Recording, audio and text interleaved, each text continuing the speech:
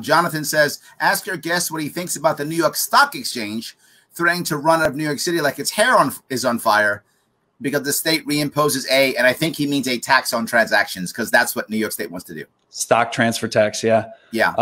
Vehemently opposed. I asked Bill de Blasio, I sit on the budget committee for local governments because I'm on the cities committee.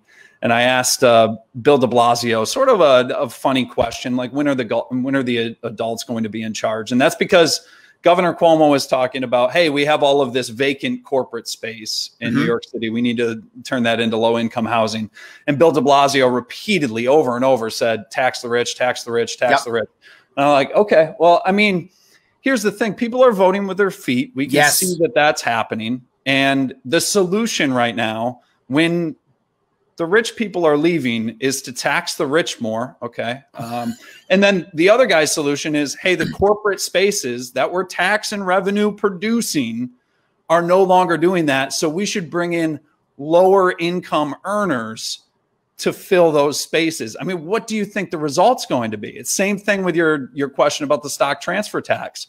You have Wall Street already learning that they can do so much more remote. They probably already knew it, but this was the little shove out of the door. They said, we don't need to deal with New York anymore. Yeah, this was the elite forced to leave now and to get out of that comfort zone.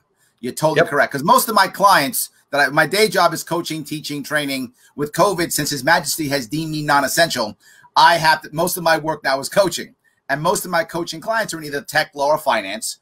And most of them are, if not wealthy, well off. Some of them are wealthy. Almost all of them have second homes, right? So they have a home in North Carolina. They have a home in Florida. They have a home in Connecticut. They have a home, some upstate, some Long Island, but most out of state.